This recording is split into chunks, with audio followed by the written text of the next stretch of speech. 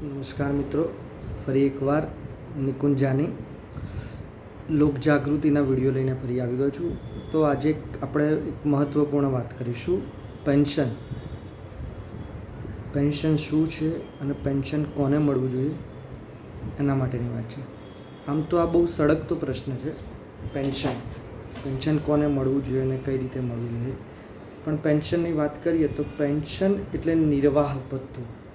જે માણસ કામ ના કરી શકે, એટલે આપણે નોર્મલી 60 યર્સ પછી બધાને પેન્શન મળતું હોય છે, 58 કે 60 યર્સ પછી બધાને પેન્શન મળતું હોય. તો પેન્શન અત્યારે લગભગ ગવર્મેન્ટ કર્મચારી, સેન્ટ્રલ ગવર્મેન્ટ કર્મચારી અને બીજા અન્ય લાગતા વળગતા નાના મોટા નિગમ કે જે બી હોય એમને મળતું હોય છે.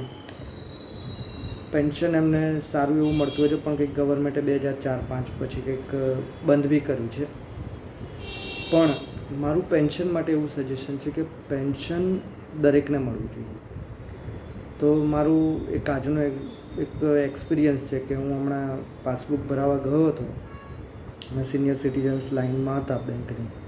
મેં જોયું હતું તો એમાં પેન્શનની વાત હતી તો એમને 1000 રૂપિયા પેન્શન મળતું હતું, 1200 રૂપિયા પેન્શન. તો શું એ યોગ્ય પેન્શન કહેવાય?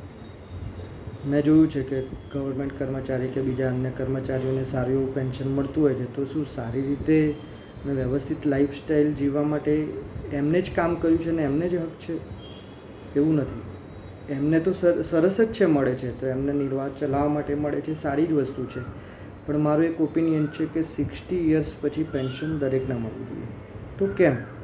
તો કોઈ ફાર્મરે ખેતી કરી છે તો આપણને અનાજ મળ્યું છે. એટલે ડાયરેક્ટ ઇનડાયરેક્ટ દેશના વિકાસ માટે એક ફાર્મર હોય, એક દરજી હોય, મૂચી હોય કે કોઈ નાની કંપનીનો એમ્પ્લોય હોય, કોઈ ફેક્ટરીઝ હોય, બિકોઝ દરેકે દેશના વિકાસમાં કામ કર્યું છે. આજે ગવર્મેન્ટ જોયું છે પ્રોત્સાહન આપતું હોય છે કે ફાર્મરોને સબસિડી આપે છે, નાની ફેક્ટરીઝને બી પ્રોત્સાહન આપીને ભાઈ લઘુ ઉદ્યોગને એ પ્રમાણે કરતા હોય. તો શું એના એમ્પ્લોઈઝને હક નથી સારી લાઈફસ્ટાઈલ જીવવાનું, સારી રીતે જીવવાનું? તો મારું એવું સજેશન છે કે દરેકને પેન્શન સારું મળવું જોઈએ. દરેકનો પેન્શન પર પૂરેપૂરો અધિકાર છે. અને પેન્શન કેટલું હોવું જોઈએ? તો પેન્શનની અમાઉન્ટ આપણે વાત કરીએ તો ગવર્મેન્ટ નોર્મલી એવું કહેતી હોય છે કે મિનિમમ આટલો પગાર તો હોવો જ જોઈએ દરેક માણસને ઇન્ફ્લેશનને બીટ કરવા માટે. તો એવી રીતે પેન્શન પણ હોવું જોઈએ. તો આપણે પેન્શનની વાત કરીએ તો દરેક સિનિયર સિટીઝન્સને પેન્શન મળે ને તો એ સમાનથી પોતાની લાઈફ જીવી શકે. કારણ કે 60 વર્ષ પછી કોઈ ગવર્મેન્ટ કર્મચારી કે કોઈ આઈએએસ કર્મચારી કે કોઈ આઈપીએસ અધિકારી કોઈ અધિકારી નથી હોતો. એ 60 વર્ષ પછી દાદા, એટલે આપણી જે સંસ્કૃતિને આપણું કલ્ચર છે એ પ્રમાણે રિસ્પેક્ટફુલ પર્સન, એને ખાલી પડી હોય સ્વમાનની, પૈસાની નહીં પછી. તો સ્વમાનથી સારી રીતે જીવવા માટે દરેકને પેન્શન મળવું જોઈએ. એમાઉન્ટ હું ડિક્લેર નથી કરતો, પણ મિનિમમ એમાઉન્ટ બી એમને મળવી જોઈએ જેનાથી એ બે માણસ પોતાનું પોષણ કરી શકે, સારી લાઈફસ્ટાઈલ જીવી શકે. અને જો આ થશે તો મને વિશ્વાસ છે કે સમાજમાં જે દૂષણ ચાલી રહ્યું છે, દૂષણ તો ના કહેવાય, સારી વસ્તુ જ કહેવાય આમ તો, જે ઘરડા ઘર્સ ને એ બધું બને છે ને એ પણ ઓછું થઈ જશે.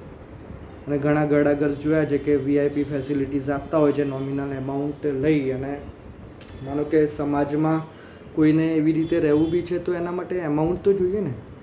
કોઈ એનું દાન કરે અને એ દાનની અપીલથી પછી એ દાનથી એનું સારું જીવન ચાલે તો શું યોગ્ય છે? એમને 60 વર્ષ સુધી દેશ માટે કામ કર્યું તો શું એક આપણે ગવર્મેન્ટ કે આપણે બધા ભેગા થઈને કે ગમે તે રીતે ડાયરેક્ટ ઇનડાયરેક્ટ એમને યોગ્ય પેન્શન મળે એવું કાર્ય કરવું જોઈએ. એટલે મારું એવું માનવું છે કે પેન્શન ઉપર દરેકનો અધિકાર છે. ખેડૂત હોય કે પછી કોઈ મોટો આઈએએસ અધિકારી હોય, 60 યર્સ પછી બધા એક જ સરખા હોય છે અને દરેકને પેન્શન મળવું જોઈએ. દરેકને સારી લાઈફસ્ટાઈલ જીવવાનો હક છે. ગવર્મેન્ટ અત્યારે ફ્રી મેડિકલ આપે છે, સારી વાત છે. કદાચ હવે તો એવું છે રેલવે કે બસમાં ફ્રી મુસાફરી બી આપશે. પણ શું એટલી જ જરૂરિયાત છે એમની જરૂરિયાત જીવન જીવવા માટે ઘણી બધી હોય છે. અને આપણે જે કલ્ચરને, આપણે જે સંસ્કૃતિને, આપણે જે સમાજમાંથી આવીએ છીએ એ સમાજમાં તો વ્યવહાર ક્યારે બંધ થતા જ નથી જીવનમાં. પોતાની બહેન દીકરી ક્યારેક આપણા ઘરે આવ્યા હોય તો એને આપવા માટે, વ્યવહાર સાચવવા માટે, અને એના સિવાય બી પોતાની પર્સનલ મેડિસિન, સારી ટ્રીટમેન્ટ, સારી કેર માટે પૈસા તો જોઈતા જ હોય છે. એટલે મારી એવી રિક્વેસ્ટ છે કે આ માટે દરેક જણ વોટિંગ કરે અને વોટિંગ પરથી ગવર્મેન્ટને છેક ઉપર સુધી મારી આ વાતને લઈ જાય અને જણાવે કે ખરેખર પેન્શન દરેકને હોવું જોઈએ અને દરેકને 60 વર્ષ પછી સ્વમાનથી જીવવાનો હક છે. એટલે કે 60 વર્ષ પછી જો ગવર્મેન્ટ કે બીજી ઇન્ડસ્ટ્રીઝ કે કંપનીમાં કામ કરવા યોગ્ય ના હોય તો એ બિચારો ખેતી કરવા માટે પણ યોગ્ય નથી, કોઈ પણ કાર્ય કરવા માટે યોગ્ય નથી. અને જો જે કરી શકે છે એ તો બિચારા છેક સુધી કાર્ય કરે જ છે. તો મારું એવું માનવું છે કે પેન્શન દરેકને હોવું જોઈએ અને દરેકને એનો હક છે, એનો અધિકાર છે. દેશનો નાગરિક છે તો એનો એ હક બને છે, એનો અધિકાર બને છે સ્વમાનથી જીવવા. અને દેશની આ જવાબદારી ખાલી ગવર્મેન્ટની, આપણી પોતાની બી છે. દરેક યુવાધન દરેકે બી આ માટે મારી જોડે મને સપોર્ટ કરી અને આ મેસેજને છેક સુધી પહોંચાડે.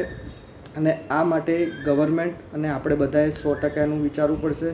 તો આપણી સંસ્કૃતિ અને આપણી કલ્ચર અને આપણા વિચારોનો વારસો કાયમ માટે જળવાઈ રહેશે. આ સાથે મારા વિડીયોનો અંત કરું છું. અસ્તુ. જય હિન્દ, જય ભારત.